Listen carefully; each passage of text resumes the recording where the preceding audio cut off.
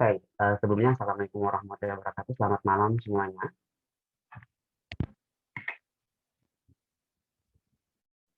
Oke, jadi malam ini tuh sama-sama kita bakalan belajar tentang modularisasi Express.js ya. Jadi untuk teman-teman di sini mungkin yang udah pernah pakai Express.js, di sini kita bakal bahas tentang modularisasinya, gitu ya.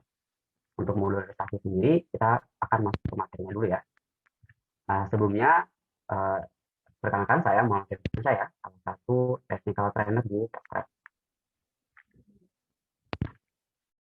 Oke, kita langsung ke materinya. Jadi Express.js ini kita bakalan belajar tentang modularisasi Express. Jadi kita harus tahu dulu Express itu apa sih Express.js ya. Jadi kalau dari pengertiannya, Express.js ini adalah framework dari Node.js yang dirancang secara fleksibel dan sederhana untuk membantu pengembangan web aplikasi maupun backend aplikasi.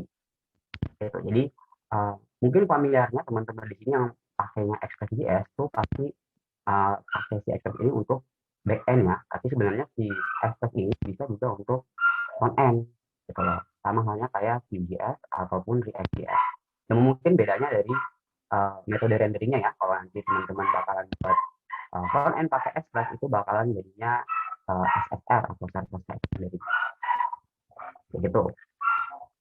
Nah, berbeda dengan framework lain, Express ini tuh memberikan kebebasan bagi para developer untuk mendesain atau merancang arsitektur sesuai kebutuhan masing-masing. Oke, kalau saya masih ada kan? Halo, iya Kak, masih ada suaranya. Oke, saya lanjut ya. Jadi itu Express.js ya, yang berbeda dari framework lain. Mungkin teman-teman sini yang asalnya dari PHP itu pakainya frameworknya CI atau Laravel gitu ya. CI sama Laravel itu defaultnya itu udah ada struktur foldernya, udah ada arsitektur bawaan dari si frameworknya sendiri. Nah, itu berbeda dengan si Express ya. Express ini benar-benar memberikan kewenangan untuk kita gitu, untuk mendesain arsitektur yang kita inginkan gitu, sesuai dengan kebutuhan aplikasi kita. Untuk arsitektur aplikasi itu apa sih sebenarnya? Jadi kalau teman-teman bingung arsitektur itu apa, kalau dalam aplikasi itu arsitektur itu adalah rancangan desain menyeluruh dari sebuah sistem aplikasi ya, beserta infrastruktur pendukungnya. Maksudnya infrastruktur pendukung itu di sini ada frameworknya, package yang dipakai di dalamnya, drivernya, networknya, dan lain-lain. Ya, itu infrastruktur aplikasi. Nah, untuk desain arsitektur ini itu sebenarnya nggak boleh ini asal-asalan ya, karena itu bisa mempengaruhi proses development kita gitu. Bahkan bisa mempengaruhi kecepatan aplikasi kita. Makanya dalam dunia pemrograman itu ada beberapa patokan gitu untuk para developer gimana cara yang baik untuk mendesain arsitektur. Ya. Nah, kalau teman-teman pernah dengar clean arsitektur, ya, jadi ada sebuah konsep yang namanya itu clean arsitektur. Clean arsitektur itu konsep yang dikemukakan oleh Robert C. Martin. Kalau teman-teman mungkin pernah dengar juga namanya. Biasa tuh para developer panggilnya tuh Uncle Bob. Gitu ya. Nah, beliau itu yang banyak mengemukakan apa ya konsep-konsep di dunia pemrograman. Mungkin salah satu yang paling terkenal itu Solid Principle, sama ada juga Clean Code. Nah, si clean arsitektur ini juga dikemukakan oleh si Uncle Bob tadi. Beliau bahkan membuat bukunya khusus nih untuk si clean arsitektur. Dari clean arsitektur tersebut itu banyak dikembangkan oleh para developer lain menjadi arsitektur-arsitektur tersendiri. Salah satunya itu ada hexagonal arsitektur, onion arsitektur, screening arsitektur. Itu semua asalnya dari hasil pengembangan si clean arsitektur tersebut. Gitu. Jadi itu merupakan standar yang biasa menjadi patokan para developer kalau mau merancang arsitektur aplikasi itu yang baik kayak gimana sih gitu. Tapi kalau teman-teman ya pernah lihat tentang hexagonal arsitektur, union arsitektur, dan lain-lain, kalau kita lihat di dalam sebenarnya objektif dari si arsitektur tersebut itu sebenarnya sama, yaitu separation of concern. Jadi ada istilah separation of concern dalam dunia pemrograman. Kita next ke slide selanjutnya. Separation of concern ini atau disingkat SOC ya. Ini merupakan prinsip juga, uh, prinsip desain untuk memisahkan kode menjadi bagian-bagian yang berbeda. Gitu. Setiap bagian membahas masalah yang berbeda-beda juga. Itu maksud dari SOC ini. Prinsip ini sama halnya dengan singular responsibility yang ada pada solid principle. Ya, solid principle ini yang tadi aku singgung ya, ini juga dikemukakan oleh si Uncle Bob tadi. Di sini aku punya satu contoh kode, kalau teman-teman bisa lihat ya. Ini ada kode controller. Di sini, kalau teman-teman lihat, kita punya satu endpoint yang metodenya post nih. Endpoint-nya itu user, gitu ya. Di sini, dari job desk-nya si endpoint ini, dia itu pertama ngambil data dari request ya. Dia ngambilnya dari body ya, bisa lihat di kodenya. Terus kedua, dia itu using password. Dia si kode itu nge-hash password kita gitu ya. Kemudian dia ngambil model. Nah, kalau kita ikut separation of concern ya, teman-teman, di sini ini sebenarnya controller ini udah menyalahi aturan si SOC tadi. Kenapa?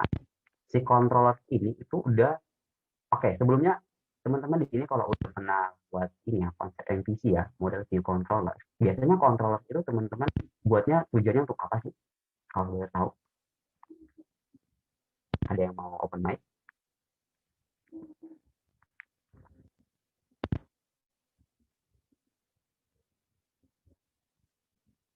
Ya ada ya. Oke, biasanya ya, adakah? Atau teman-teman belum pernah ya membuat aplikasi pakai konsep MVC sebelumnya? Jadi gitu, Wah, biasanya belum pernah nih, Kak. belum pernah ya. Boleh info? Iya, belum.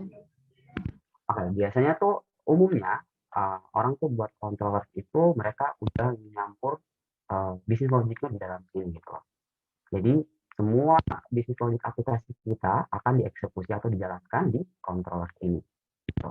Tapi kalau dari struktur kode, kalau kita mau ikut aturan dari SOC, bisnis logik itu nggak boleh dicampur dengan logik-logik yang lain. Contoh di sini ada request body ya. Di sini kita nge-parse data dari request kita gitu loh. Makanya ini udah menyalahi aturannya.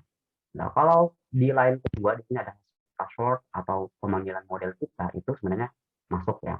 Tapi kalau untuk request body ini udah nggak masuk. Berarti udah mencampurkan logiknya gitu. Makanya ini baiknya dipisahkan. Si kontrol ini dipisahkan gitu loh. Tujuan dari metodenya. Kayak gitu. Nah, kita akan melakukan modularisasi di sini. Bentar aku akan contohin ya cara modularisasi. Jadi di sini kita harus tahu dulu ya modularisasi itu apa. Di sini modularisasi adalah proses pembagian sebuah program menjadi modul-modul ya, di mana setiap modul ini memiliki satu fungsi yang spesifik. Jadi benar searah ya dengan ekspresi tadi, di mana kita bakal memisahkan modul-modul kita, aplikasi kita menjadi beberapa modul gitu. Tujuannya apa sih kita modularisasi ini gitu ya? Tujuannya pertama adalah keterbacaan kode ya di sini, readability. Jadi dalam sebuah project itu kan kita bisa jadi ya ngerjain itu lebih dari satu orang, bisa mungkin 5 sampai 10 orang yang ngerjain satu project doang. Terus tiba-tiba ada anggota tim baru gitu. Dia baru masuk dan ini membantu kita ngerjain project tersebut. Nah, readability ini atau keterbacaan kode ini bakal membantu dia gitu. Karena biasanya kita tuh developer baru akan dikasih kesempatan untuk menyesuaikan diri dulu ke project tersebut gitu. Makanya kita akan dikasih kode base-nya baca dulu gitu untuk dipahami alurnya. Nah, kalau kita buat kodenya asal-asalan, susah dibaca lah istilahnya. Itu akan mempersulit ya proses pemahaman kode tersebut. Makanya ini penting. Terus yang kedua ada reusable code ya. Reusable code ini kayaknya umum banget ya. Jadi kita harus menghindari kode yang ditulis berulang-ulang. Ya. Nah, yang ketiga ini masih ini ya, sangkut pautan dengan yang kedua, avoiding redundancy. Jadi kalau kita punya kode yang bakal dipakai beberapa kali ya di metode lain ataupun function lain, kita bisa buat dia jadi reusable code daripada kita copy paste kodenya itu jadinya redundancy atau pengulangan kayak gitu. Yang keempat ada maintainability. Di kalau nantinya kita bakalan debugging aplikasinya itu lebih mudah kalau modularisasinya baik. Kita bisa lebih fokus ke satu service atau ke satu modul aja, ke satu package yang benar-benar perlu di maintain. Gitu. Yang keempat yang kelima ya, ada testability. Jadi kode yang baik adalah kode yang mudah dites kan. Jadi kalau kalian buat project, kalian harus pikirkan juga untuk testingnya gitu. Kalau nantinya kodenya itu nggak bisa di testing, itu bakalan mempersulit kalian. Oke, yang terakhir ada kode scalability.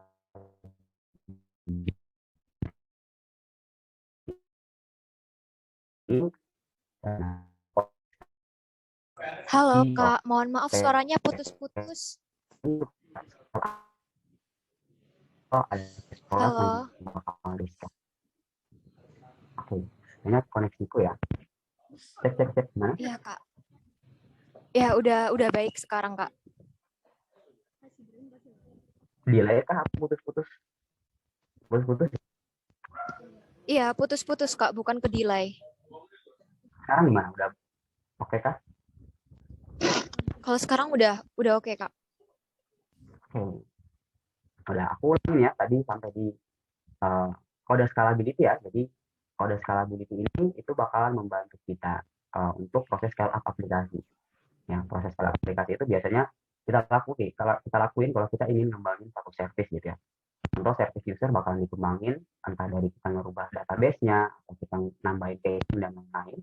Itu lebih mudah kalau struktur folder kita atau modularitas kita baik.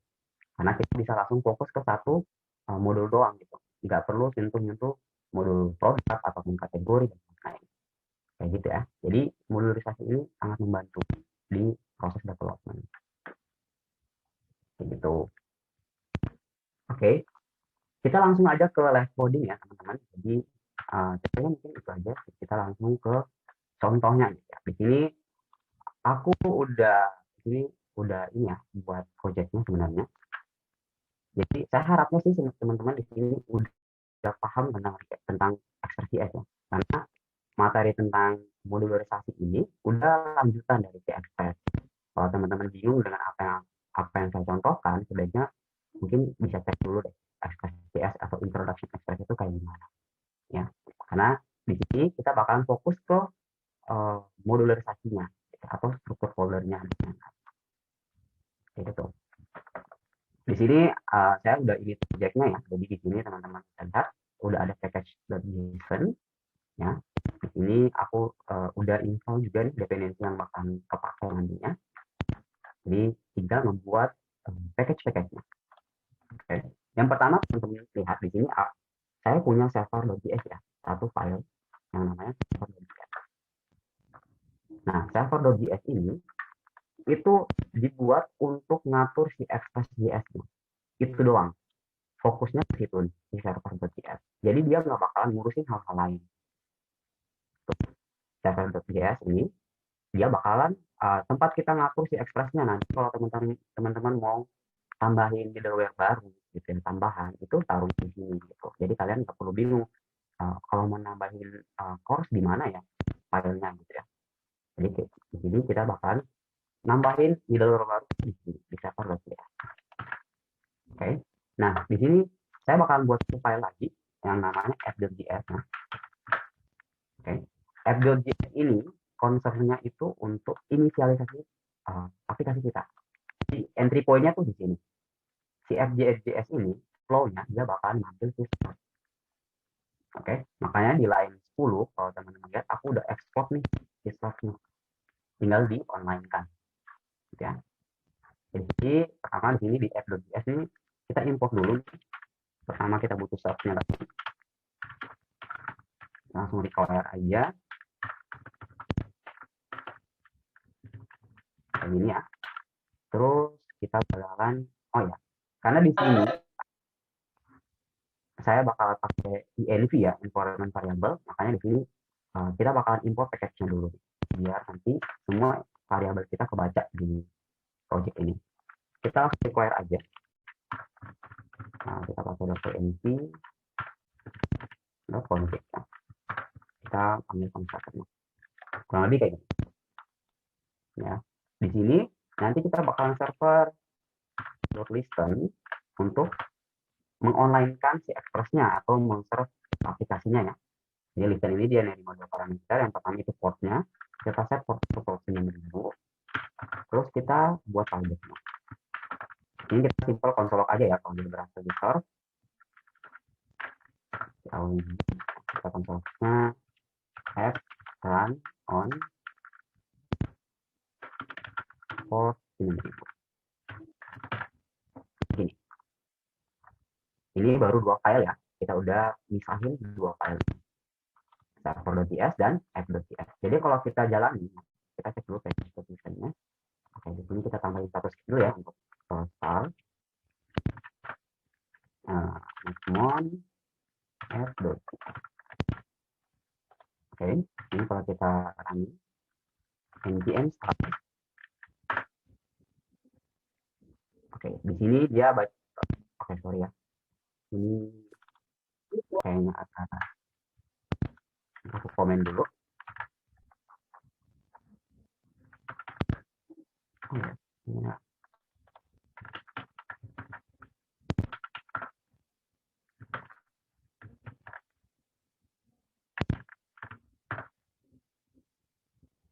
Oke, aku matiin port dulu ya.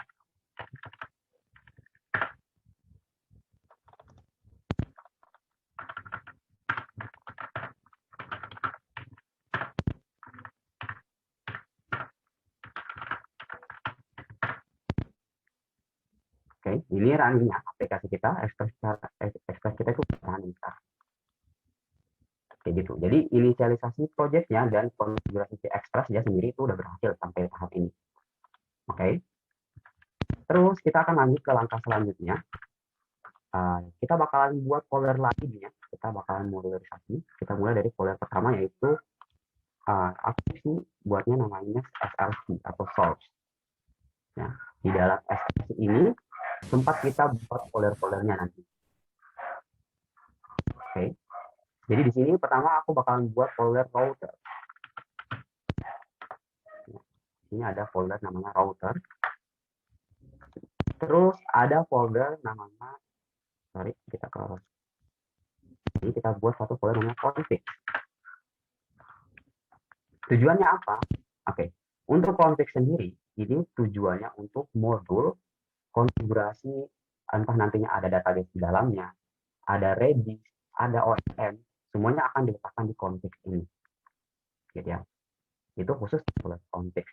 Kalau router apa? Di router ini itu untuk mapping request-nya nanti. Alamat-alamat URL service kita akan kita buat di router ini.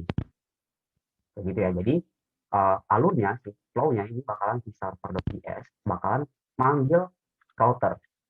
Gitu ya. Server.js ini bakalan manggil ke router kita. Oke. Ini pertama aku bakalan buat dulu ya konfigurasi database-nya ya. Jadi di sini kita bakalan langsung pakai database ini. Jadi aku bakalan langsung copy aja ke sini. Ini untuk database kita ya. Kita bakalan pakai Postgres. Jadi kalau teman-teman yang pakai MySQL atau yang lain, itu silahkan disesuaikan. Oke. Nah, itu untuk database-nya. Kita udah punya satu database ini yang bakalan kita pakai. Terus di router ini, kita bakalan buat juga satu file untuk ini filenya gitu, entry point-nya. Kita namanya index.js. Oke. Index.js ini bakalan dipakai atau dipanggil sama si server.js gitu ya. Oke. Isinya apa sih nanti index.js ini? Oke, index.js ini akan kita jadikan dia main router atau main router. Nanti di sini semua service kita akan di mapping atau dipetahkan. Caranya gimana ya? Kita buka dulu konfigurasinya. Pertama, aku panggil express ya. Express. Jadi kita require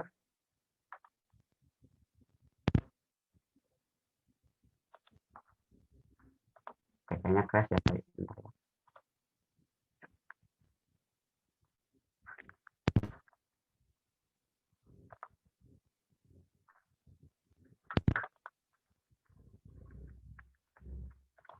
Jadi kita matiin dulu ya.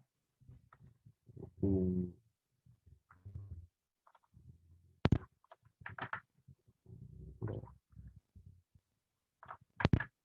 Oke, udah mati. Aku ulangin ya. Kita di sini panggil express-nya dulu. Aku require express segini ya. Terus kita bakalan panggil express router. Kita buat satu variabel namanya router. Kita panggil si express yang kita import di atas dot router. Ini ya. Nah, di sini kita import database-nya nih di sini. Jadi ada database di sini. Nah, kita panggil di router ini. Nanti semua database ini aku bakalan inject ke semua service. Kayak gitu. Oke, kayak gini dulu. Kita import database.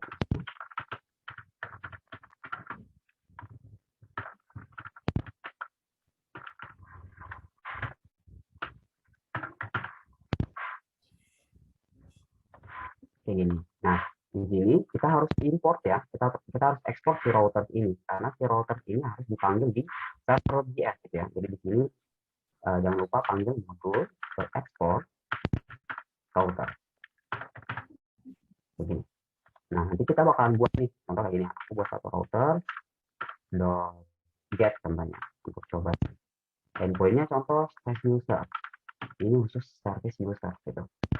Nah, function-nya kita panggil kayak gini. Kita panggil request-nya sama respon. Nanti si slash user ini kalau di hit dia bakalan ngembaliin slash.send kita send aja hello world. Jadi DBMS ini kita komen dulu karena kita belum pakai. Ini endpoint pertama kita ya, slash user. Jadi kita bakalan coba. Aku bakalan panggil si router ini di server.js kita. Ini aku udah panggil router. Terus kita panggil begini server.use. Terus kita tambahin main endpoint-nya ya. Jadi endpoint kita harus diawali dengan kata API ya. Terus kita bakal nerusin request-nya masuk ke router. Jadi kayak gitu. Ini coba kalau kita jalankan ini terus kita buka di browser harusnya bisa ya. Localhost 6000 space API space user. Ini dia muncul hello world. Hasil balasan dari aplikasi kita ya. Oke. Nah di sini berarti modul kita udah berhasil connect ya satu sama lain. Dari router udah bisa dipanggil di server. Oke, kita lanjut lagi. Aku di sini bakalan buat satu folder lagi ya. Namanya itu controller. Ini controller ini tujuannya bakalan aku jadiin tempat version data atau tempat ngambil data dalam request kita di controller. Jadi bisnis logiknya bukan di sini ya. Halo.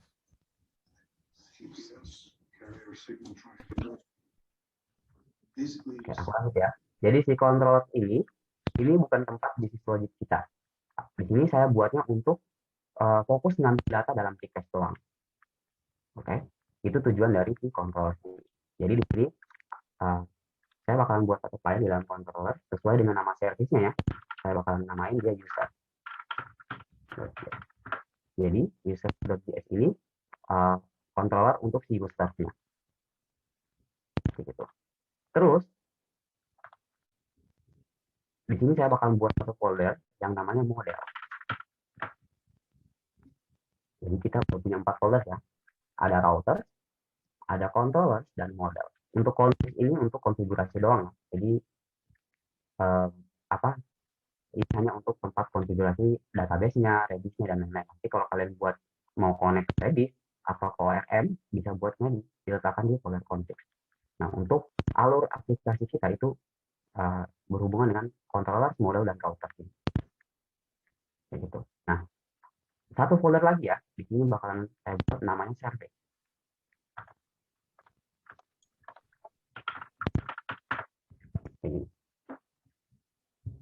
Jadi ada controller, model, rotor, dan service. Sama config juga. Alurnya kayak gimana? Si kita mulai dari model dulu ya. Karena model ini tujuan akhir dari si request kita. Model ini dibuat khusus untuk komunikasi ke database. Khusus untuk komunikasi ke database. Jadi dia nggak akan ada sangkut pautnya dengan apa ya, respon dan lain-lain. Dia hanya fokus ngambil data dalam database, ngelakuin query, balikin, gitu loh. Simple kayak gitu untuk si model. Ini saya buat user.js. Di sini namanya sama semuanya. Jadi khusus si service user itu nama filenya itu user.js, di model, di controller juga kayak gitu. Kita mulai dari user.js. Pertama, di sini kita bakalan membuat dependency injection. Nih, teman-teman pernah dengar nggak tuh dependency injection? Ada yang pernah buat atau pernah pakai?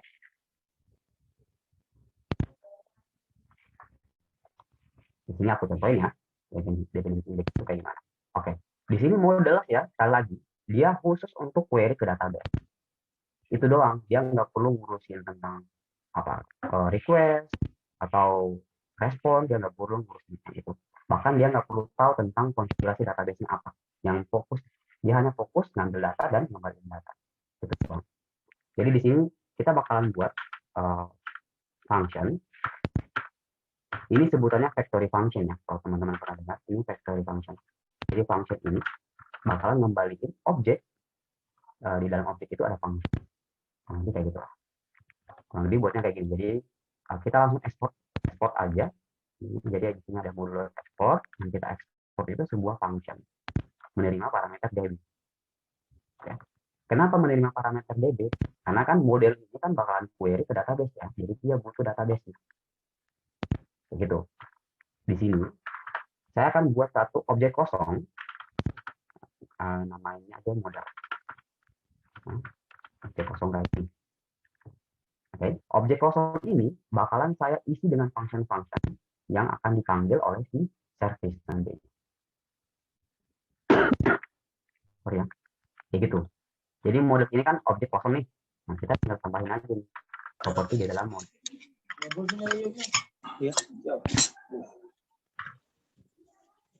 Di sini function pertama kita al ya.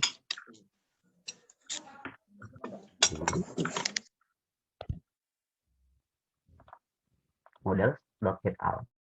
Jadi sekarang si objek model ini yang tadinya objek kosong sekarang punya metode namanya getAll. Oke. Di sini kita return promise. Aku langsung modding aja ya. Untuk lebih jelasnya. Kalian bisa mungkin baca-baca tentang si Express.js lebih lanjut ya. Ini soalnya di materi basic sistemnya, di materi introduction harusnya.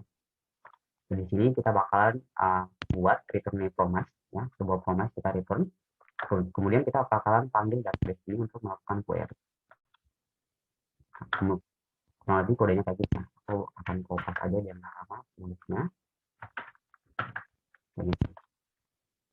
Jadi kita panggil database tadi yang dari parameter DB, kita panggil method query. Ya. Method query-nya select all from user, kita order by descending ya, kita order by ID. Nah, dia bakalan ngembaliin nih setelah dia ngambil data dari database, dia bakalan restore atau dia bakalan return data yang diambil tersebut. Itu doang tugas dia, tugas nih model ini. Jangan lupa di sini kita return ya, kita return si objek kosong si model.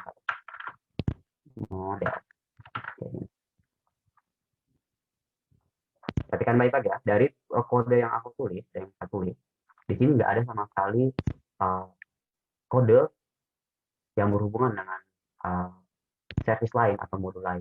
Jadi benar-benar hanya melakukan query ke database ya. Itu concern dari si model ini. Model ini nantinya bakalan dipanggil oleh si service. Oke. Jadi kita bakalan buat service dulu. Oke, kita buat service, kita namain sama ya. Nama itu user.js. Oke. Kita bakalan ngelakuin hal yang sama, kita bakalan membuat factory function. Jadi di sini kita copy aja deh. Ya. Jangan sama, cuman kita bedain dari isi function. Ini kita hapus. Ini kita ganti namanya jadi service. Begini. Service ini dia bakalan manggil si model ya. Makanya dari parameternya kita harus menerima sebuah model di sini. Begitu. Oke, sebelumnya aku ganti headset dulu ya. Kayaknya udah login.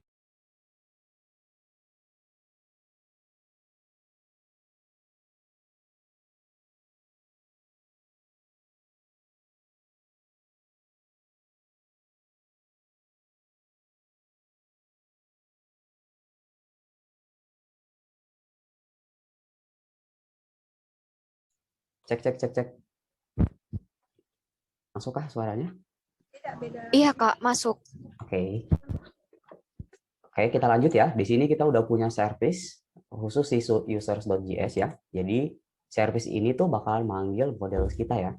Models yang tadi udah kita buat nih. Di dalam model sini kan ada metode getAll-nya nih ya. Nah, itu bakalan kita panggil di service ini. Oke, kita udah buat juga getAll. Service ini karena getAll itu nggak butuh parameter apa-apa di metodenya. Jadi kita buat dia simple kayak gini doang. Kita panggil models.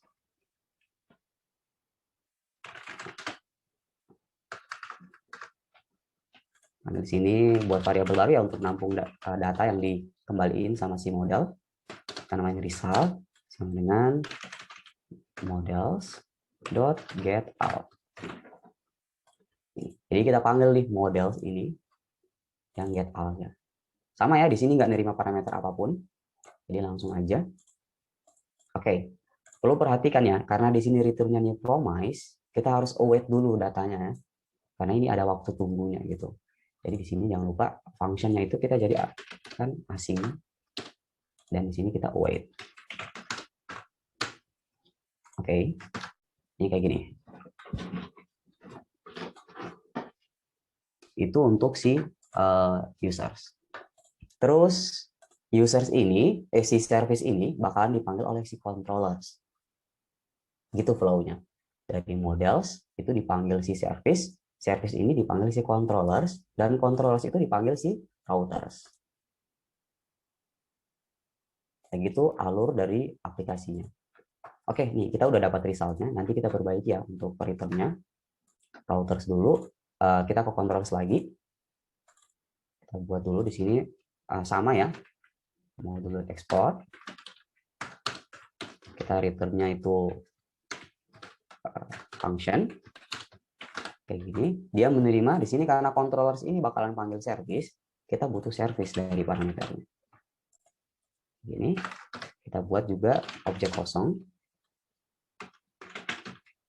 Namanya controls. Ini. Nah, bedanya si controls ini dia akan kita buat untuk menerima request gitu. Jadi proses pemecahan request, pengambilan data di dalam request itu kita lakuinnya di controllers.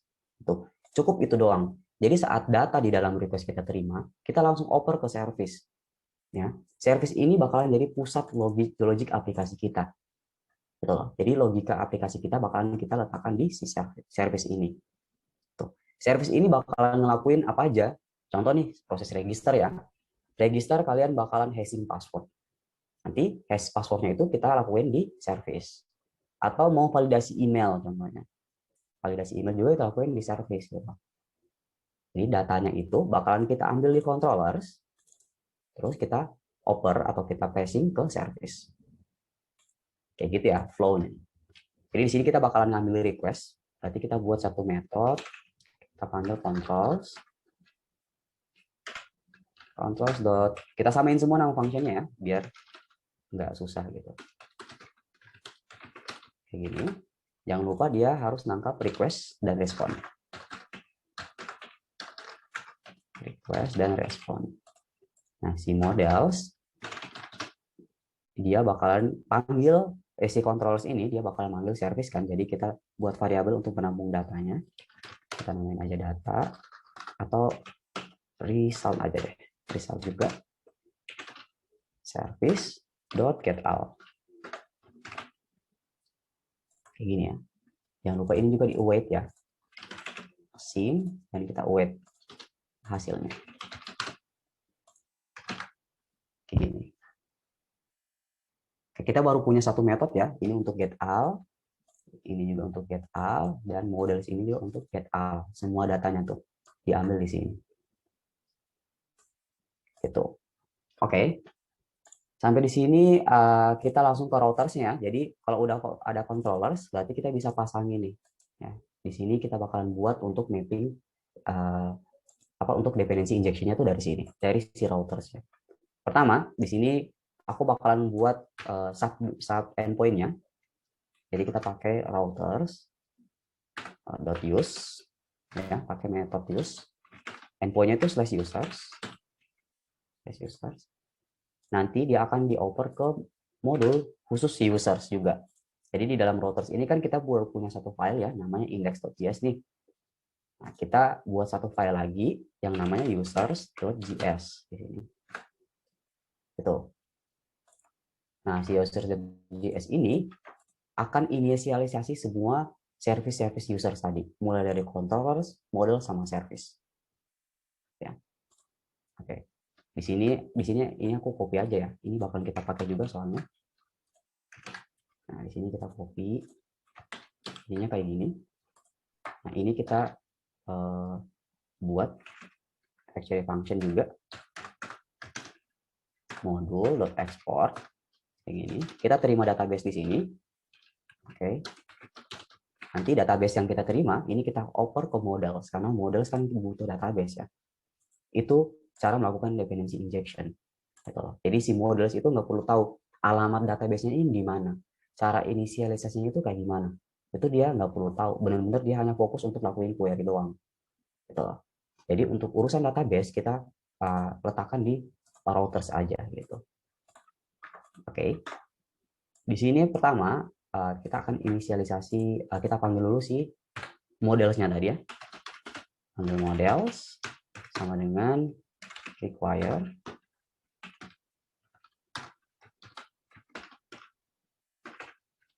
model/users. Terus kita panggil juga service. Nah, require service/users. Terus ada tadi apa ya? Controllers.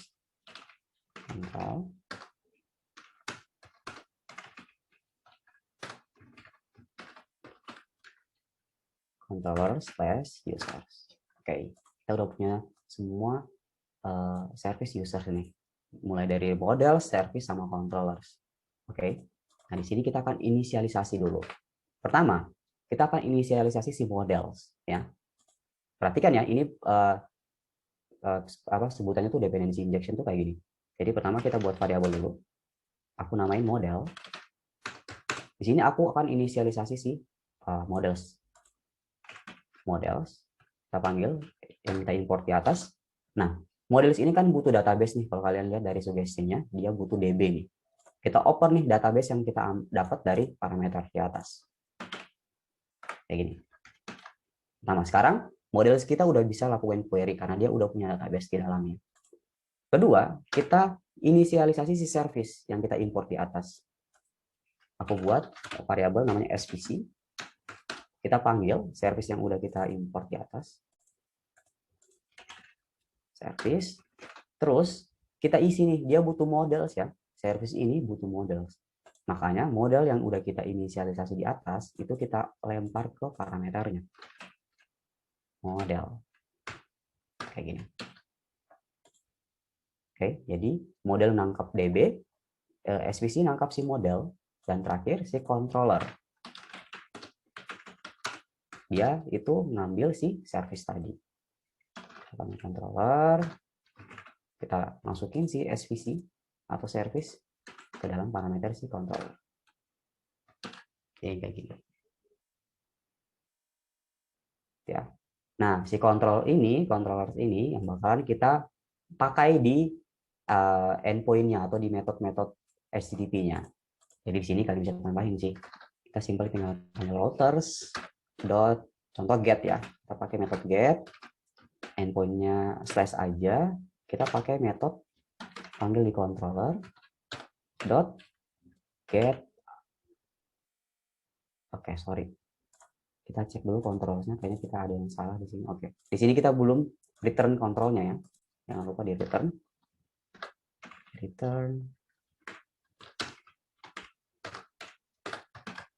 Nah, kayak gini. Kita balik lagi. Klik get all. Kayak gini. Jadi kita udah punya satu endpoint khusus user.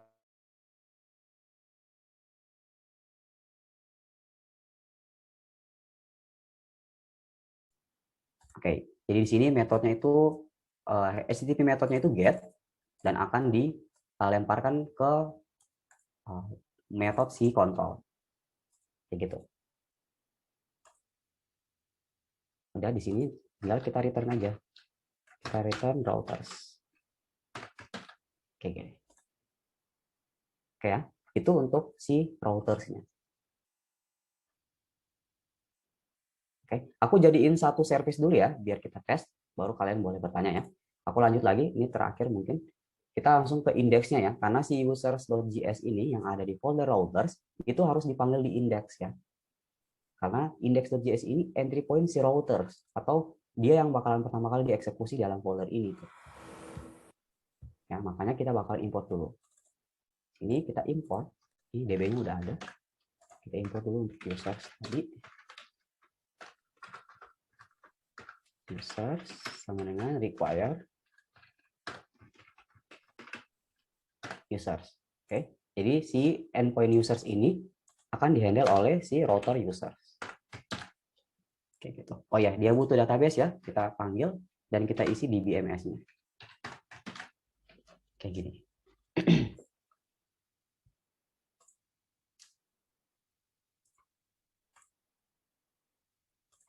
Terus kita masuk ke server, ini udah nggak ada apa-apa lagi di sini ya, ini udah sesuai.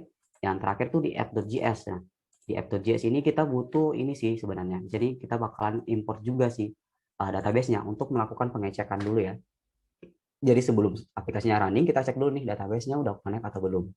Kayak gitu. Jadi aku panggil di BMS. Require.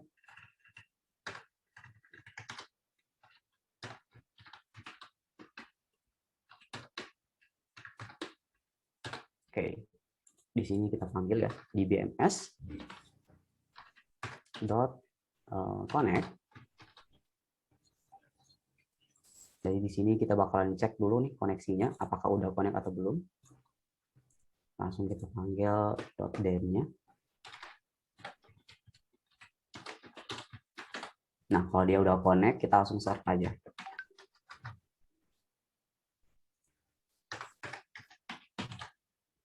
Kayak gini. Kalau dia error, kita konsol aja errornya.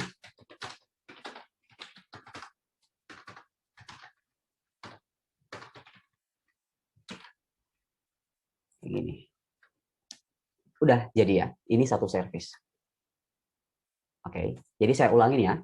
Pertama di sini kita punya app.js, ini entry point dari project kita. Entry point-nya. Maksudnya entry point itu apa sih? Kalau kalian lihat di package.json-nya itu entry point adalah file yang pertama kali dieksekusi.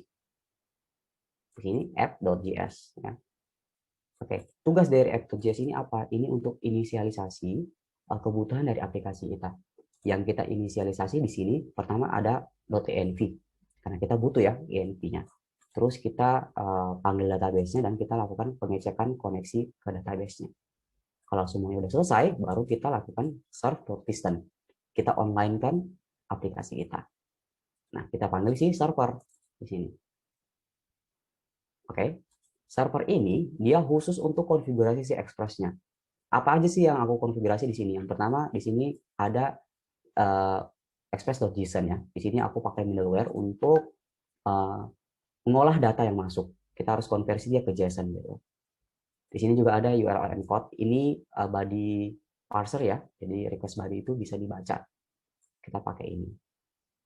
Kayak gitu. Jadi ini benar-benar konfigurasi khusus Express di file ini. Dari file ini tuh dia manggil si routers. Ya, routers yang ada di dalam SRC ini. Nah, indeksnya nih yang dipanggil. Nah, nanti di sinilah kalian daftarin service-service kalian ya. Nanti di sini kita baru punya satu service, itu service user. Kalian mau tambahin contoh produk, atau di sini ada autentikasi, atau di sini ada kategori, dan lain-lain. Jadi silakan daftarin semua endpoint kalian di sini, atau sub endpointnya.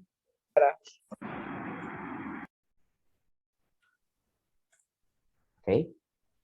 Ada yang mau bertanya dulu nggak? Kayaknya ada yang mau bertanya ya. Silakan. Baik, mungkin ada yang mau bertanya dari peserta, dipersilahkan. Oh, masih belum ada nih? Atau pada malu-malu nih sebenarnya? Oke, karena belum ada, saya ingin bertanya nih Kak, buat Kak Ferwiansa sendiri. Kan ini framework Express.js itu komunitasnya itu nggak sebesar komunitas Laravel. Nah, kayak kita sendiri nih bingung mau belajar awal dari Express.js ini tuh lewat apa, sedangkan kayak tutorial itu mungkin lebih sedikit yang berbahasa Indonesia. Gimana nih tips dari Kak Febriansa sendiri? Kalau dari saya sendiri ya, emang sih benar ya, di awal-awal tuh saya sendiri juga pertama belajar Express itu kesulitan gitu, cari tempat belajarnya gitu, karena kurangnya yang pakai di Indonesia gitu. Jadi benar-benar kita belajarnya cari artikel yang dari luar gitu, bahasa Inggris. Tapi kayaknya untuk sekarang itu udah banyak ya, di Medium, apalagi udah ada Medium ya, di Medium itu udah banyak orang yang nulis tentang Express ini. Gitu loh. Jadi mungkin kalau yang masih kesusahan, pertama yang paling awal tuh kalau kita belajar hal baru, ya khususnya eh, apa ya, framework yang berbau-bau programmer gitu, pemrograman, itu bisa langsung ke dokumentasinya ya. Jadi langsung aja ke situs frameworknya, contoh expressjs.com gitu ya. Masuk ke situ terus baca dokumentasinya. Di situ juga udah detail banget sih, step by step-nya gitu, mulai dari inisialisasi, bahkan sampai di modularisasinya juga ada kok. Kayak gitu mungkin. Baik, terima kasih. Sepertinya sudah ada yang bertanya nih. Dari Nabil Hardiansyah, pertanyaannya di bagian dari server bisa diulang nggak, Kak?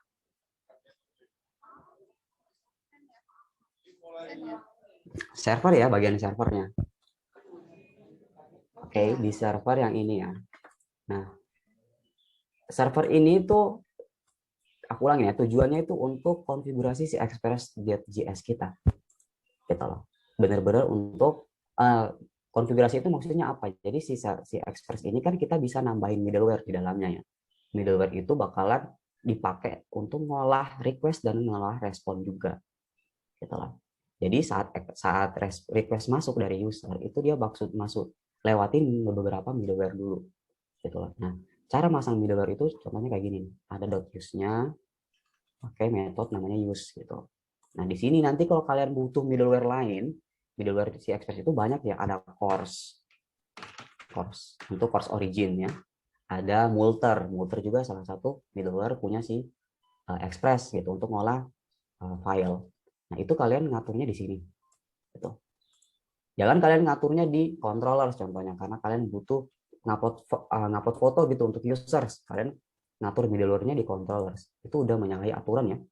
Jadi kalian ngaturnya semuanya di sini nih, di server.js. Kayak gitu gunanya ya untuk si server. Ada lagi yang lain? Sepertinya ada lagi nih pertanyaan dari Marwa. Kak, mau tanya nih, gimana caranya mulai berkarir menjadi full stack developer buat newbie, Kak? Gitu. Boleh dijawab mungkin? Oke, mulai berkarir ya. Yang pastinya harus punya ilmunya dulu ya. Jadi kita harus belajar dulu dong yang pastinya. Kita harus punya ilmunya nih di full stack developer ya. Tadi full stack developer itu apa aja sih yang dibutuhkan gitu ya. Pertama, full stack developer itu dia ada dua demand ya, front end dan back end juga. Jadi fokus belajar satu dulu, contohnya back end. Biasanya kita mulai dari back end dulu tuh kalau mau belajar full stack ya. Karena front end kita buat itu dia butuhnya back end gitu loh. Sementara back end kita buat itu biasanya nggak butuh front end. Jadi back end dulu kalian pelajari. Kalian boleh mulai dari Express ini udah jalan yang benar. Udah apa ya? Awal yang bagus lah kalau belajarnya dari Express. Jadi pakai Express buat sesimpel mungkin API-nya, CRUD biasa aja gitu ya. Users kayak gini, terus tambahin autentikasi. Kalau udah biasa gitu, udah bisa tambahin email service, itu udah bagus banget. Kalau udah terbiasa pakai Express, udah bisa gitu ya, ngerti flow dari backend, itu baru masuk ke front end. Buatinlah UI dari backend yang udah kalian buat gitu ya. Kalian ngikutin desain website orang itu nggak masalah ya. Kalian desain asal kalian jangan publish gitu loh. Jalani di lokal aja. Jalanin lokal, koneksikan ke database ke backend kalian. Kayak gitu. Jadi belajar dulu gitu ya, punya ilmunya gitu ya, banyak-banyakin buat project gitu ya. Itu bisa jadi portofolio kalian juga untuk mendaftar di perusahaan. Kayak gitu mungkin ya. Siapa tadi, Nabila ya? Ada lagi kah? Dari Marwa tadi sebelumnya, Oh, Kak. sorry Marwa ya. Nih, ada lagi nih Kak satu pertanyaan dari Dimas Aditya. Kak, di dunia kerja, Express.js digunakan sebagai apa ya biasanya? Banyak ya. Bahkan ada yang jadi backend utama loh si Express ini. Express SJS ini dipakai banget gitu. Ada beberapa perusahaan yang nggak perlu aku sebut namanya ya. Itu pakainya full Express. Walaupun dia monolitik ya. Kalau pakai monolitik tuh memang mudah sih di Express. Monolitik. Jadi benar-benar semua service-nya itu dibuat pakai Express. Mulai dari gateway-nya, dia connect ke third party API, dia manggil API bank dan lain-lain, itu semuanya dipakainya di Express. Itu kalian kalau kalian tanyanya dipakai di mana ya, di backend gitu loh. Kayak gitu. Baik, mungkin ada lagi yang mau bertanya?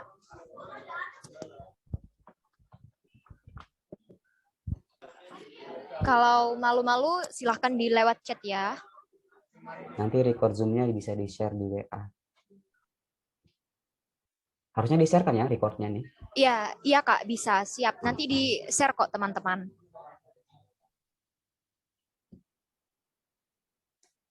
Ada lagi? Silakan ya. Mau bertanya? Mungkin nih, mungkin peserta malu bertanya buat ini saya wakilkan saja Kak. Project awal untuk Express.js buat pemula apa ya Kak? Oke. Buat sendiri. Project awal ya. Paling umum ya, kalau teman-teman nonton tutorial tentang backend itu biasanya disuruh buat code produk gitu ya. Jadi ada produk, di mana produk itu mungkin di dalamnya tuh ada name dan lain-lain yang kalian query di database. Bisa juga kayak gitu. Aku sih kalau aku pribadi seringnya tuh users gitu. Makanya dari contoh kodeku di sini service-nya users kan ya. Kenapa users? Karena di situ banyak logic yang bisa kita buat gitu loh. Contoh saat kita proses create user atau pembuatan users ya, kita bisa tambahin apa ya? Inskripsi passwordnya gitu. Passwordnya harus kita hash dulu sebelum masuk ke password, sebelum masuk ke database. Terus bisa juga kita tambahin email service contohnya. Jadi saat dia udah register, kita langsung ngirim email ke email yang dia daftarin. Gitu. Jadi banyak yang bisa kalian kembangkan kalau dari buat ini loh. Apa? Users kayak gini, service user. Register, baru bisa masuk ke login juga gitu. CRUD-nya kan gampang ya, tinggal get data users by ID, get data users by username, dan lain-lain. Kalau produk tuh menurut aku boleh juga, cuman terlalu simple gitu. Kalau mau dikembangkan tuh nggak selebar di users gitu. Kalau mau buat project ya, jadi coba buat project untuk autentikasi user ya, login, register, itu sih mungkin.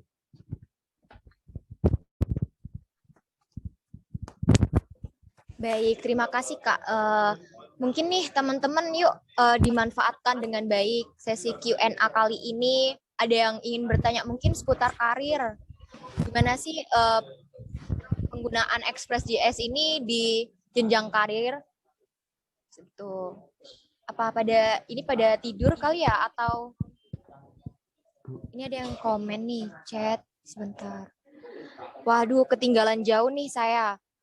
Mungkin nih Kak, boleh Iya. diulang dari integrasi DB-nya nggak? Sedikit aja gitu. Mungkin bagian Oke, ketinggalan. aku review lagi ya kode ini. Ya, Oke, jadi di sini kita ada rekomendasi. Oke, jadi di sini kita lakukan modularisasi ya. Di sini di project ini yang aku buat, di sini aku mengimplementasi prinsip tadi single responsibility dan juga mengimplementasi dependency injection ya, teman-teman. Jadi kalau yang belum tahu, dependency injection. Terus pertama di sini dependency injection itu seperti apa sih sebenarnya? Dan kurang lebih contoh kodenya kayak gini. Jadi dependency injection itu sering diimplementasi di bahasa pemrograman yang base-nya itu OOP. Ya, jadi setidaknya di bahasa pemrograman itu ada interface. Itu bagus banget diimplementasikan si dependency injection ini. Cuman di JavaScript nggak ada ya namanya interface. Jadi jatuhnya ini sebenarnya aku paksain. Cuman bagus sih apa struktur folder kayak gini ini bagus banget. Nantinya kalau kalian lakuin unit testing atau testing itu mudah banget kalau strukturnya udah kayak gini. Modularisasi kalian udah kayak gini. Jadi kita review lagi ya. Tadi di sini di luar folder src di sini ada dua file. Yang satu tuh act.js. Ini entry point-nya, sekali lagi ya ini entry point-nya. Aplikasi kita itu jalannya itu dari file ini. Gitu. Jadi file ini yang pertama kali dijalankan. Si app.js itu manggil si server.js. Ini filenya. Ya. Tugasnya apa? Tadi ya, inisialisasi si express-nya gitu. Jadi express ini kita konfigurasi dari server.js ini. Terus server.js ini dia bakal manggil routers. Untuk yang udah pernah buat pakai MVC mungkin tahu ya routers itu apa. Jadi di sini routersnya aku buat satu file yang namanya index.js. Ini untuk subrouter gitu loh. Jadi subrouter itu penulisan atau penamaan servisnya ya. Jadi contoh kalian punya domain nih google.com google.com/api/users. Nah, ini subdomainnya. Servisnya, domain servisnya di sini. /usersnya. Oke. Jadi saat endpoint ini di hit atau dipanggil sama si users, dia panggil users.js yang ada di dalam folder routers juga. Kayak gitu ya. Nah, disinilah kita ngelakuin yang namanya itu dependency injection. Gitu loh. Teman-teman bisa lihat ya. Di dalam routers si users ini, aku panggil models pertama, aku panggil service, dan aku panggil controllers. Gitu loh. Di sini kita inisialisasi semua modul-modulnya. Gitu loh. Kenapa? Karena kita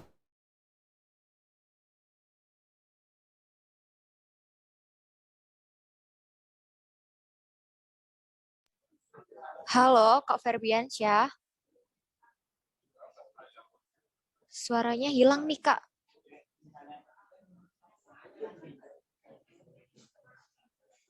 menghindari.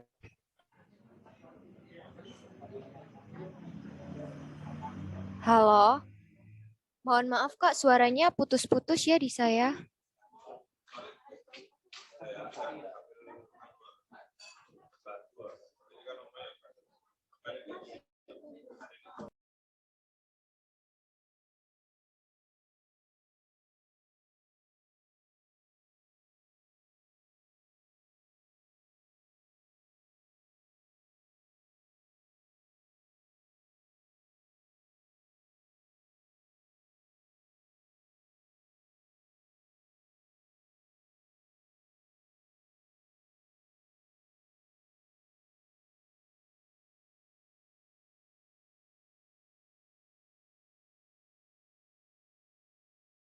Halo. Iya Kak, halo. Sudah terdengar Kak suaranya. Oke, sorry ya. Tiba-tiba Ya. kemarin putus. Kita lanjut lagi ya. Aku sampai di mana ya tadi? Di dependency injection ya. Oke. Tadi di sini ya dependency injection, di sini kita manggil semua modul-modulnya. Nah, di sini Kalau kalian lihat ya di controllers itu biasanya ya orang tuh ngebuatnya di sini dia bakalan nge-import. Contoh ya, di sini dia bakalan import model contohnya. Jadi dia bakalan cons model require contoh di sini bakalan manggil modelsnya. Atau dia manggil service-nya gitu. Dia bakalan import di sini. Service. Terus si model ini bakalan dipanggil metode-metodenya di dalam service gitu ya. Nah, kalau kayak gini itu sudah ketergantungan antara modul. Istilahnya itu namanya type couple. Tuh. Si controllers ini dia benar-benar nggak perlu tahu tentang service, lokasi foldernya di mana, metode-metode di dalamnya itu apa aja, dia nggak perlu tahu gitu. Dia hanya tahu manggil doang, simple kayak gitu. Dia manggil dan menerima balasannya. Gitu. Makanya proses inisialisasinya kita tuh lakuinnya di router sini. Aku panggil DB nih, DB tadi butuh, aku panggil models. Models itu butuh database, ya udah di sini langsung kita masukin database di parameternya. Terus si service ini butuh model. Udah, model yang udah kita atur di atas.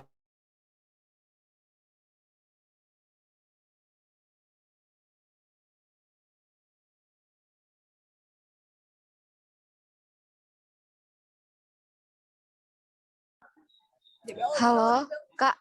Suaranya tidak terdengar lagi. Kita jadi, halo? Iya, halo. Sudah terdengar.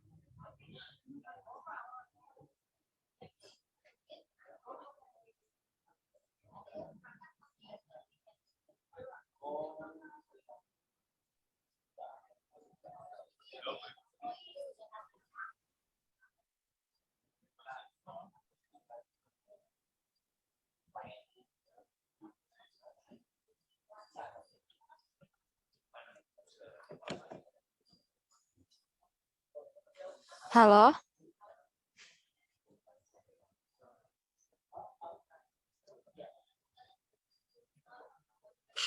Belum terdengar, Kak.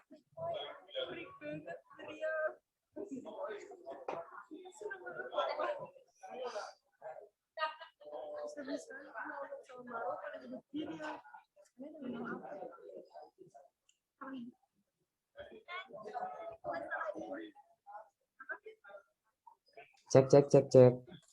Iya, ini baru terdengar. Oke, kayak gitu ya. Jadi gitu proses dependency injection kita gitu. Jadi kita saling memasukkan modul ke dalam modul lain gitu loh. Di sini controllers model dimasukin DB, service dimasukin model, dan si controllers dimasukin service.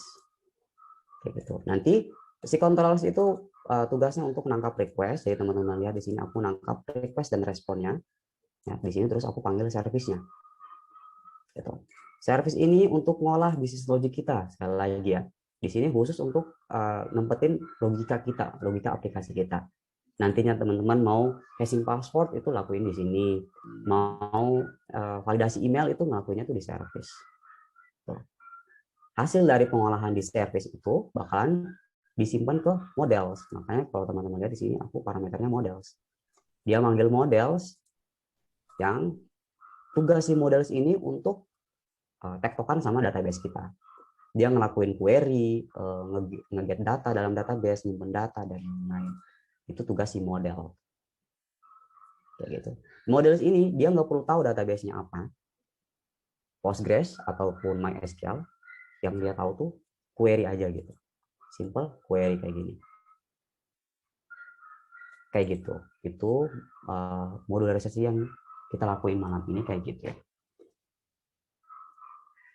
Ada lagi kah yang masih mau kita makan? Silahkan ya. Baik, ini ada beberapa yang bertanya nih, Kak. Boleh. Dari Muhammad Habibi Asmi, ada rekomendasi untuk buat validation di Express? Boleh dijawab. Biasanya tuh kita pakai Joy ya, teman-teman boleh bisa cari, coba di Joy ini. Bentar, aku coba cari yang ini. Happy Joy, dulu namanya Happy Joy, sekarang namanya Joy doang. Nah ini bagus banget untuk validasi. Ini GitHub-nya. Jadi kalau mau lihat contoh penggunaannya itu langsung ke GitHub-nya ya, ke repositorinya nih. Di sini ada cara installnya tuh kayak gini. Ini juga ada apa namanya URL mereka atau websitenya. Ada resource, kita lihat nih contoh penggunanya kayak gini nih. Jadi contoh kita ngecek username nih, minimal karakternya berapa? Di sini dia isi 3, berarti minimal username itu 3, maksimal 30. Required gitu, nggak boleh kosong berarti. Simpel kayak gitu membuat validasi ini. Kalian buat rule-nya dulu, pakai Joy gini rule-nya. Apa aja yang kalian mau ngecek nih? Username, di sini ada contoh dari contohnya tuh dia ngecek username, ngecek password. Itu sama repeat password. Sama token, birth year, dan email. Lebih mudah kalau ngeceknya pakai ini karena metodenya lengkap. Tuh. Ngecek panjang karakter, spesial karakter, apalagi number dan lain-lain tuh gampang pakai ini. Itu sih kalau untuk validasi ya. Ada lagi? Ini ada pertanyaan dari Hasan. Kak, Express.js mirip framework Laravel dan GL ya? Express.js mirip apa? Laravel? Ya, dan GL atau enggak, Kak? Kayaknya kalau Laravel kayaknya enggak ya. Kalau Laravel itu apa ya, udah terstruktur gitu lah. Saat kita init projectnya, inisialisasi project kan, teman-teman yang pakai Laravel tahu ya, dia udah kebuat struktur foldernya, udah ada controllers, views dan lain-lain ya. Tapi kalau di Express itu benar-benar nggak ada. Jadi benar-benar kita yang desain arsitekturnya, kita yang strukturin folder-foldernya, kayak gitu. CI juga kayak gitu ya, CI juga sama kayak Laravel, dia udah terstruktur dengan rapi gitu. Jadi benar-benar developer yang pakai tuh harus taruh controllers di dalam controllers, taruh models di models dan lain-lain. Oke. Kayaknya ini banyak ini ya, talent harvester kayaknya ya. Ini ada yang bertanya lagi nih dari Kak Nabil Hardiansyah. Boleh. Bisa dijelaskan secara sederhana teknik melakukan caching dengan Express nggak, Kak? Oke. Aku baca dulu ya. Bisa dijelaskan sederhana. Teknik catching ya. Oke. Catching. Jadi catching itu, aku gambarin dikit ya. Catching itu tuh kayak gini. Jadi kita pakai dua tipe penyimpanan. Yang satu itu yang temporary, yang satu itu ya, yang satu temporary, yang satu permanen gitulah.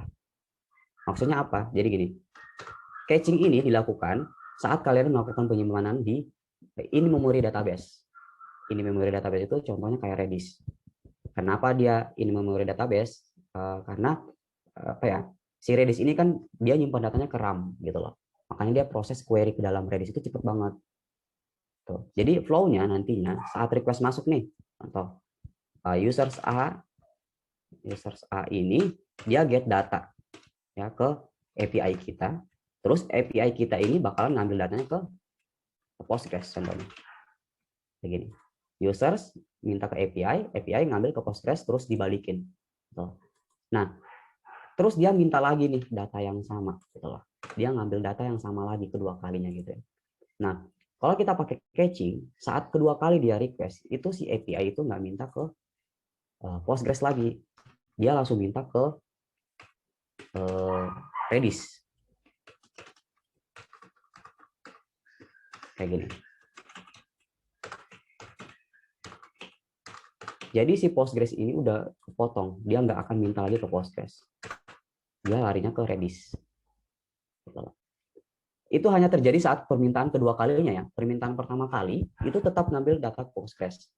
Tapi saat udah kedua kalinya, dia bakal ngambil ke Redis. Dan itu kecepatannya bakal naik banget. Nah, karena proses query di dalam Postgres dan di Redis itu jauh banget. Redis itu cepet banget. Cuman karena Redis ini nyimpen datanya di memori, dia nggak bisa jadi tempat penyimpanan utama kita. Karena memori itu mahal ya. Itu maksudnya kecepatan itu semuanya dari memori soalnya. Jadi dia kayak gitu. Jadi kalau kita dari struktur folder kita tuh jatuhnya kayak gini. Cachingnya berarti dari kalian harus punya satu folder lagi biasanya ya, namanya itu middleware kayak gini ya, middleware. Terus kalian buat di sini contoh nama modulnya itu caching.js ya. Nah, di Di sini kalian buatlah function untuk cachingnya ya. Di middleware ini khusus untuk ngecek. Di middleware ini pertama yang kalian buat adalah cek apakah data udah kesimpan di Redis atau belum. Cek data udah ada di Redis atau belum. Redis atau belum. Di dalam middleware ini ya yang kalian lakuin. Terus kalau dia ada, kalau datanya ada, langsung balikin ke user. Langsung respon ke user. Tapi kalau nggak ada, kalau datanya belum ada di Redis, kalau datanya nggak ada, lanjut ke controller. Kayak gitu. Itu kalian olah tuh di middleware ini. Jadi kalian udah buat nih metodenya sesuai dengan deskripsi ini, terus kalian panggillah dia di routers di sini. Contoh caching itu get all nih ya, get all dari si users. Jadi setiap users mau ngambil get all dia bisa di caching. Kalian taruhlah dia di middleware sini. Kalian import si caching tadi. Contoh di sini kalian punya caching yang udah kalian import tadi ya dari dalam middleware tadi. Nah, kalian tempatkan caching itu di sini. Saja. Kayak gini. Jadi HTTP metodenya akan dihandle oleh dua metode. Metode pertama itu caching, ya kita sebutnya itu middleware. Nah, yang metode kedua itu get all. Kayak gitu. Jadi si caching ini dia bakalan bakalan nyetop requestnya. Dia bakalan cek dulu di dalam Redis, saat datanya ada, dia langsung balas. Si control get all ini nggak bakalan kepanggil.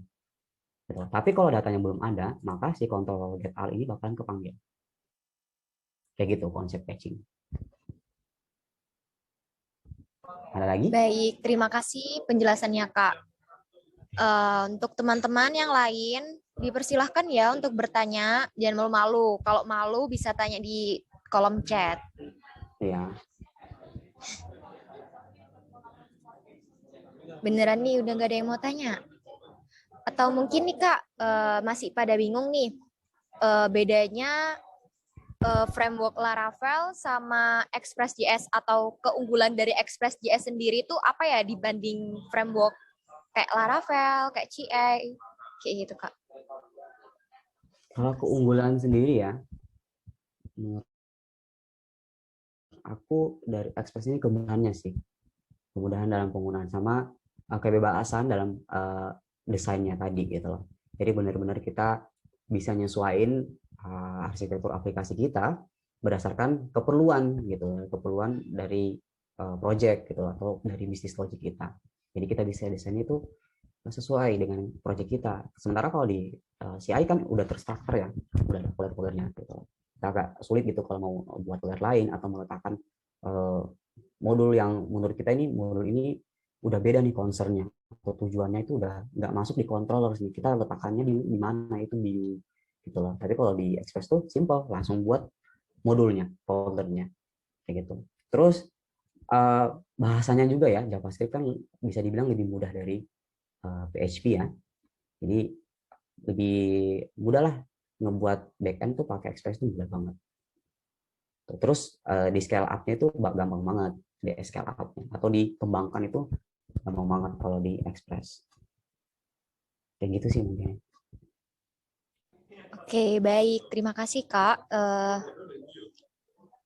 Yang mau tanya, boleh banget nih kalau tanya tentang seputar karir, atau mau tanya kakaknya udah punya pacar atau belum, boleh sih tanya.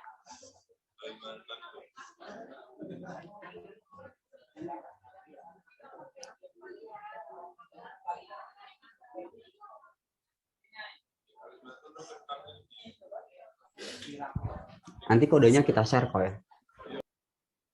Biar teman-teman bisa lihat juga.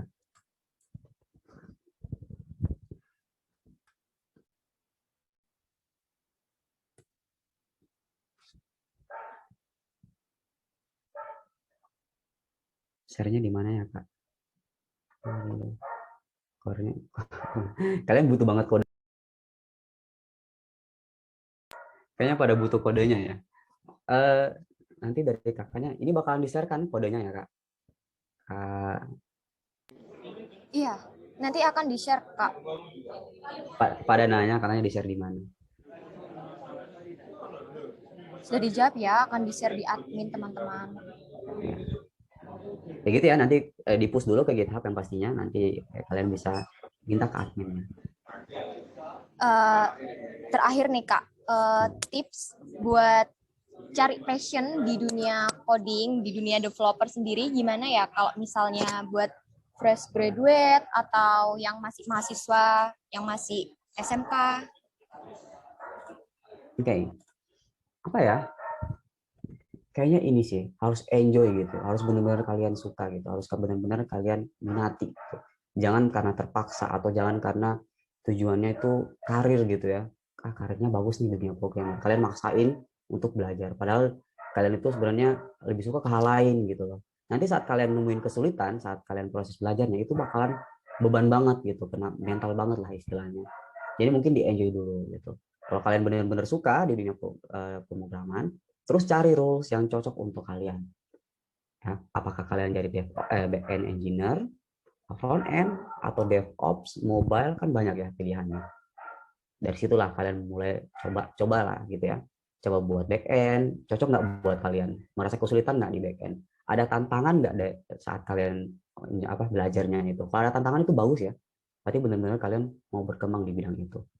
Di front end juga kayak gitu. Kalau kalian merasa kesulitan, ini sulit banget, susah nih milih warnanya, nggak ada bakat kayaknya di sini, coba yang lain kalau gitu, ke mobile mungkin, atau ke DevOps engineer mungkin. Kalian lebih seneng tuh setting-setting sama konfigurasi contohnya nih. Kalian pengen konfigurasi network, deployment dan lain-lain. Kalian mungkin bisa masuk ke DevOps engineer. Kayak gitu sih mungkin dari aku ya. Wah, ternyata masih ada yang tanya nih. Boleh mungkin ya dijawab sebentar aja, Kak. Uh-huh. Mau nanya, untuk sekarang di dunia kerja, apakah lebih dibutuhkan PHP atau JavaScript? Dan satu lagi dari Hasan nih, kalau Yeah. Kakak Febriansa kerja sebagai programmer, gajinya berapa sebulan? Oke. Sedikit pribadi ya teman-teman, nggak apa-apa. Aduh, itu harus dijawab nggak ya? Oke, dari si Winky dulu ya. Di Winky mau tanya untuk dunia kerja, apakah lebih dibutuhkan? Oke. Menurut aku JavaScript ya yang paling banyak sekarang. Itu JavaScript. Nggak bisa di ini lagi sih. Karena gini ya, kalian belajar JavaScript, nguasain JavaScript itu kalian bisa buat eh, bisa menguasain beberapa role sekaligus. Kalian menguasain satu bahasa, kalian udah bisa jadi front end developer, bisa jadi back end developer, bahkan mobile developer. Sekarang iOS pun bisa dibuat pakai JavaScript. Jadi benar-benar JavaScript ini modal banget kalau kalian mau terjun ke dunia pemrograman. Betul, karena dengan satu bahasa kalian bisa masuk di uh, role manapun, di bidang pemrograman apapun gitu. Oh ya, untuk pertanyaan kedua mungkin karena terlalu pribadi, mungkin gaji pertama nih sebagai programmer dulu berapa mungkin kalau gaji pertama dulu pernah kerja, Kak? Oke, ya aku ini aja ya, pernah ngerjain project gitu bareng teman. Kita 3 orang doang ngerjain project, freelance ya. Freelance, jadi project kita hanya 3 bulan doang. Kita 3 orang doang yang ngerjain. Kebetulan uh, aku posisinya di situ front end dan juga DevOps gitu. Jadi ya kita dapat tuh 21 lah, 21 bagi 3 gitu lah. Itu untuk freelance-nya aja ya. 21 bagi 3 untuk project 3 bulanan lah. 2 bulanan lah kayak gitu. Selesai kok projectnya dan udah lunas, udah selesai projectnya, jadi udah nggak di situ lagi. Mungkin itu ya, freelance. Baik, teman-teman, karena ini sudah di penghujung acara, ini cukup satu pertanyaan lagi kali ya, Kak. Mau tanya tips yang bagus belajar pemrograman dari Hasfi Nurafgan. Boleh dijawab, Kak? Oke. Kayaknya suaranya putus-putus ya, bentar. Masih koneksi tuh nggak stabil. Oh, atau mungkin saya ulang ya. Mau tanya tips belajar pemrograman seperti apa ya, Kak? Gitu. Mau nanya tips Kak, mau yang bagus belajar pemrograman ya. mau tanya tips yang bagus. Tipsnya apa ya? Yang pasti ini dulu sih. Apa tekuni gitu loh. Belajar itu nggak bisa langsung, nggak ada ya, nggak ada yang belajar yang langsung jago itu nggak ada. Serius. Jadi sabar belajarnya itu intens gitu loh. Jangan hari ini belajar eh, 1 hari belajar, 6 hari itu main gitu.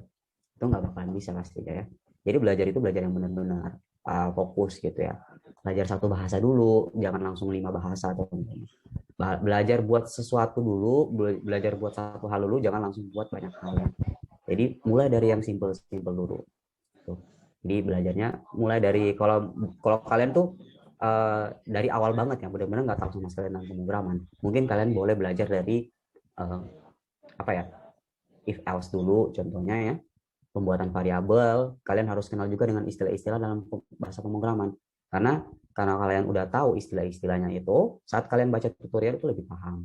Apa itu variabel, apa itu perulangan, apa itu percabangan, dan lain-lain. Itu kalian pelajari dulu, step by step lah ya. Jangan langsung langkahin. Kayak gitu. Baik Itu nih. Hasbi Nurfadana. Nah, terima kasih ya Kak atas penjelasannya. Nah, seperti yang tadi ditanya ini, gimana sih tips belajar pemrograman yang baik, terus biar kita menjadi develop yang handal. Nah, salah satunya nih Kak Muhammad Febriansa sendiri itu bekerja di Fast Track kan. Nah, Fast Track sendiri ini adalah suatu platform yang menyediakan bootcamp dan disalurkan kerja. Nah, untuk info yang lebih lanjut, kalian dapat melihatnya di Instagramnya yaitu Fast Track atau di websitenya fasttrack.com. Karena menurut saya pribadi sih, kalau misalnya memang nih mau belajar untuk jadi develop handal, tentunya harus ada mentornya dan juga harus ada yang menuntun, bener kan ya Kak ya? Benar-benar. Baik, nah karena sekarang udah pukul 20.30 nih, sudah di penghujung acara, kita akhiri saja acara ini dan sudah tidak ada yang bertanya lagi. Untuk para peserta yang telah hadir, terima kasih atas waktunya dan semoga ilmunya ini bermanfaat. Nanti kodenya akan kita share melalui admin, akan diinfokan lebih lanjut. Nah, sebelum kita mengakhiri acara, yuk kita open cam terlebih dahulu. Teman-teman untuk sesi foto. Ayo open cam yuk guys.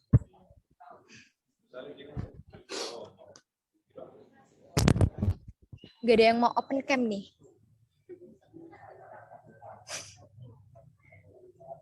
Sambil menghargai narasumbernya juga yuk open cam. Ditunggu.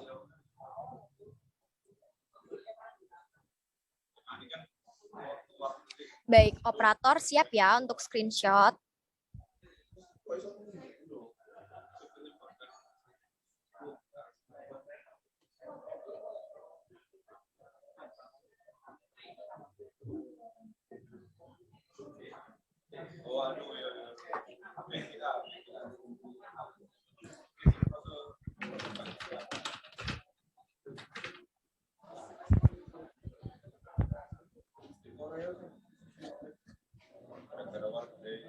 Oke Kak, udah untuk sesi screenshotnya. Baik, terima kasih ya konfirmasinya. Baik, semuanya bisa off cam lagi. Nah, untuk mengakhiri acara, saya ucapkan terima kasih kepada semuanya yang telah hadir dan terima kasih juga kepada narasumber kita atas materinya dan terima kasih juga atas Fast Track sebagai sponsor kita hari ini. Sekian dari kami. Wassalamualaikum warahmatullahi wabarakatuh. Waalaikumsalam warahmatullahi wabarakatuh.